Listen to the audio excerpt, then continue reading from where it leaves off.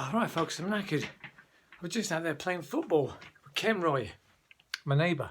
Lives up the stairs, his little boy. Shay, he's what's he, 8 or something, 8, 9. And we're miles apart from each other, just kicking the ball backwards and forwards like. And I was like, "God, on the head there." And he goes, "I'm not 12. So I didn't realise that if you're not 12, you're not allowed to head of the ball anymore. It's a new rule, similarly. So I was like, "Oh, sorry, mate, didn't realise." So we just passed the ball backwards and forwards there, about 10 metres apart from each other. So it was good. Just getting a kick about some exercise again, man. Like, I'm knackered. My reactions are so slow, though, honestly. It was like a big slug out there. Blub. But it was good fun, man. It was good just getting back out again. And as I said, we were our social distances apart. So you can still do things. You know, if you stand 10 minutes, you can actually, I suppose you could throw frisbees, but then you'd be touching your hand, wouldn't you? You'd have to sort of sanitize your hand. Mind you, I think Frankie was on about something like that. He was going to do a sketch where we were, or maybe giving something away. I should be quiet. Giving other people's things away, man. Other ideas away. Right, so that was it. Good game of football. Enjoyed that. Fantastic. So now I'm going to have to lie down for half an hour and recover my senses. Right. We have the cat, but we don't need it. It's a lovely day today, man. What a waste of a day sitting in, man. Honestly, I was out this morning, just went for a little sort of walkabout, as you saw. But other than that, it's just you're too scared to go out now. I'm too scared because people say things, and the police are out, and so you're allowed to drive certain distances now, I believe, but don't like to go too far. So I'm just still being careful. And I've got my mask things that I use as well. I've got that big mask as well that I wear if I go out. So yeah, so hopefully things will hopefully, folks. Come on, please, just get back to normal as soon as possible, please. We're all bored. My mates from work are all texting me, "Paul, I'm bored. Yeah, me too, mate. What can you do? Like, as I said, we are trying our best to do stuff, but it's difficult for the human to adapt to stuff like this. Staying in. We aren't a species that's meant to stay in. We're not animals. We are animals, but we're not caged beasts. We have this freedom. We have this desire for freedom. This lust for life, as Iggy Pop said. It's got lust for life. So yeah, it's difficult times, man. I know, and I know we're all trying our best. I'm trying my best, man. But what can we do, mate? Anyway, let's see what else happens today. Give you a quick tour of what's going on up here. Right, we have Frankie's drawings. We'll have myself and my dad on a coaster there. We have a couple of. I might give one of these to Frankie. Actually, I'm going to give this to Frankie. This one here. I'm going to put some glue on that, so he's got like a Batman light there for that one. We've got my badges there with my real name and my rock and roll name. I've got a couple of Lego figures, Thor and a Roman. And then we have these things. Frankie gave these to me. They're like little Batman things. The Joker, Batman, and the Joker, Robin, and Harley Quinn. And we've got this magic ruler here. Wait, do you see this, folks? Magic ruler. As you can see, we have the odd numbers here. There it is. 1, 3, 5, 7, 9, and then 11. But you can do something magic with it. You just do this, a quick twist, and we have the even numbers. What? Do we? No, we don't. Hang on, what's gone wrong? Hang on, well, this is what you do, is it? How do you do it again? Is that it? No, it's not. It's still not a disaster. Oh, for goodness sake, folks, this is rather sad. Sorry, I do apologise. Let's see if is it this way we do it? How do you do it again? No. Hang on a minute. Right.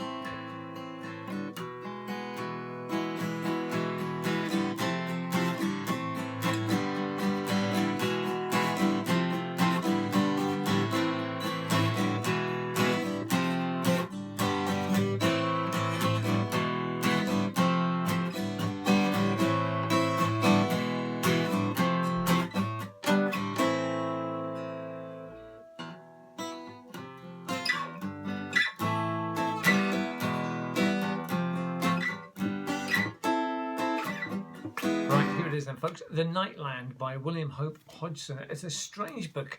It's set in some sort of weird future land. You know what? I read this when I was like 20 or something, so it's been a while, man. It's been a while, okay?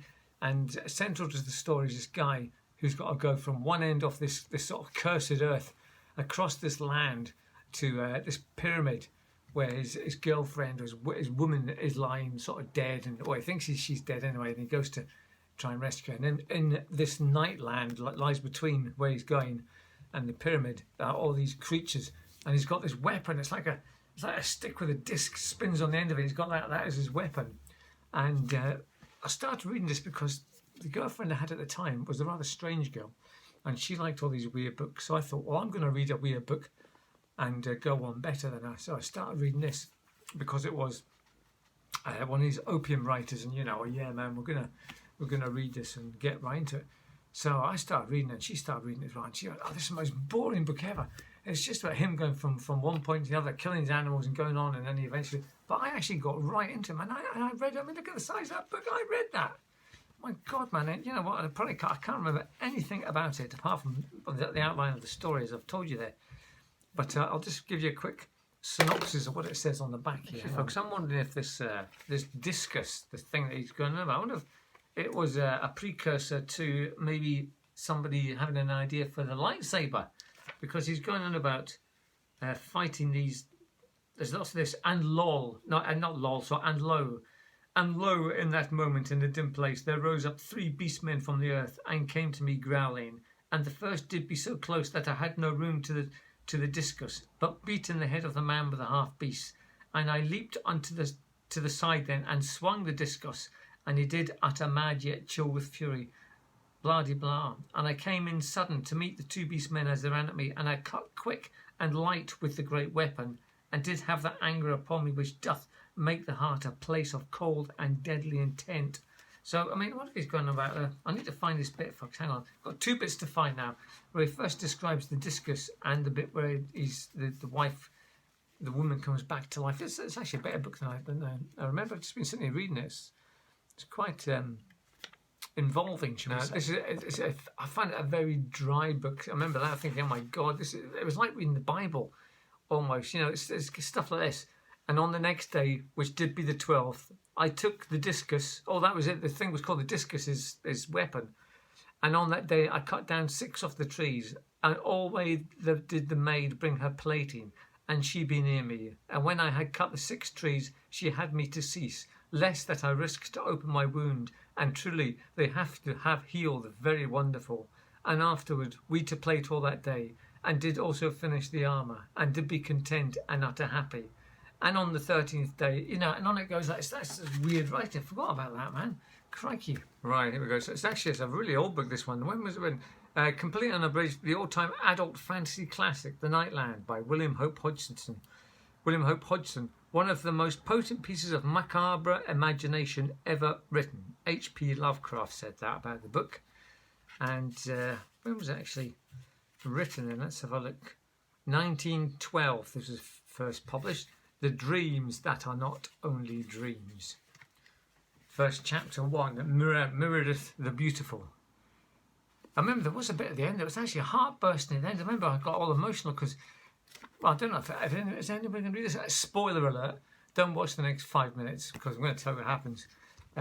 She's dead, and he goes to this pyramid, and she actually comes back to life, man. And the way he describes it is fantastic. I remember my chest swelled up, and there was an emotional moment when he suddenly realised she was alive again. I'll see if I can find a bit. But it's in this polythene thing. But did I nick it from the library? No, I think I actually bought it. I must have bought it. How much did it cost back then? £1.50. Crikey. So here's the synopsis. The short bit that tells you all about the thing. The ultimate fantasy. The Nightland is a tale of the remote future, billions of years after the death of the sun. It is one of the most potent pieces of macabre imagination ever written. There is a sense of cosmic alienage, breathless mystery and terrified expectancy unrivaled in the whole range of literature. This fantasy of a night blank dead planet with the remains of the human race concentrated in a stupendously vast metal pyramid and besieged by monstrous, hybrid and altogether unknown forces of darkness is something that no reader can ever forget. That was H.P. Lovecraft. Somebody else, Clark Ashton Smith, whoever he was, says, in all the literature of fantasy, there are few works so sheerly, purely creative as The Nightland, the ultimate saga of a fantasy world beleaguered by eternal night and the unvisible spawn of darkness. And then Lynn Carter. Now, Lynn Carter, I'm sure she wrote, she was Lynn Carter, I've heard of her. The strangest mingling of beauty and wonder and darkness and terror ever set down in one novel. So there we go. Do apologise about the half nakedness, by the way, folks, but I'm just, yeah, this is how we dress now. This is it. Right, let me see if I can find the bit where she comes back to life. Hang on. Right, folks, I'm going to show you how to make a nice little salad dressing. Very simple salad dressing for your salad. We've got a very simple salad. We've got lettuce and tomatoes, but actually, got a red pepper. Could maybe chop up a bit of this red pepper as well. Stick some red pepper in there, and this very simple based dressing that I'm going to make here will complement the simplicity of the salad. What's going on here? Hang on, my things.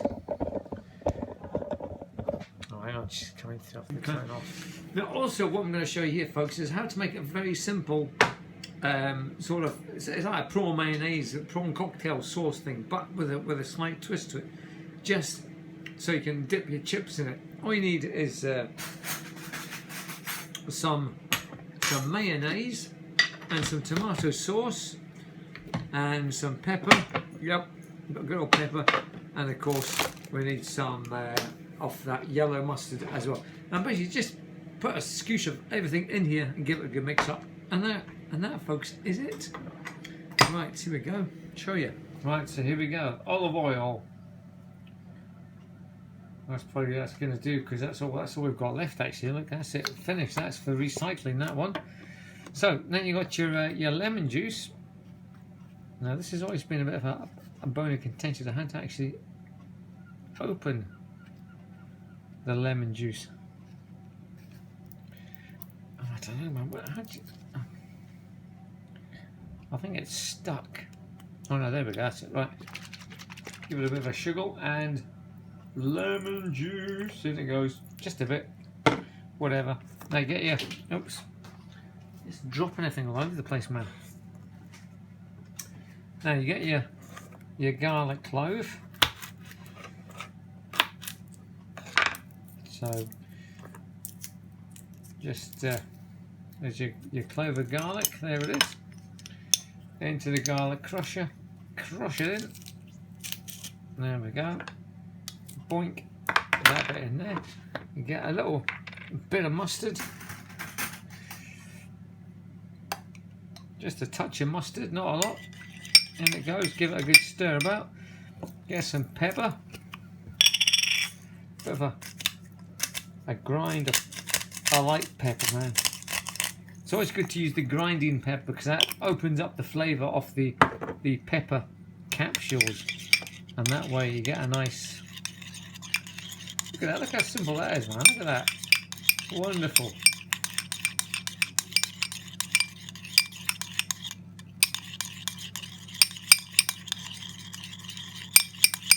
And there we go. That, ladies and gentlemen, is your sauce for the salad. There it is, nice and quick and easy. Now Chef Ding is in operation here, folks. So in it goes. Put it onto a medium height, a medium power, and off we go. Boom. Right, so here we go. Mayonnaise, splodge of that. Maybe just a little bit more splodge of that. I get some tomato sauce. There we go. Splodge of that as well. Give that a good sugar up so you get everything all mixed up nice and well. And also, we just want a touch of the yellow mustard. So we've got a boom, in it goes. I said just a touch. And there it is. That is your sauce, your dipping sauce. There we go. Wonderful. And of course, maybe just a touch of pepper, just to give it a little bit of heat. There we go. Now, can I just say, folks, while I'm here in the kitchen, one of the best inventions ever, the most handy thing that we have in this kitchen, one of the best things ever, apart from that, it just went ding, that's a brilliant thing, is this long-handled teaspoon. They are superb for getting to the bottom of, getting to the bottom of all the condiments, shall we say. Absolutely brilliant. So there we go. That's the lasagna ready. Oh, crikey. It's hot. So tonight's tea, folks, and in amongst there we do have the homemade lasagna, chips, and a homemade salad. So it's actually good to get some decent food down our necks. There we go. That wonderful. So there we go. A nice plate of, actually, you know, something decent again. Some great wholesome food there. That's a homemade lasagna. I know it's oven chips, but a salad with a homemade salad dressing as well, folks. So there we go. That is tonight's tea. Sorted.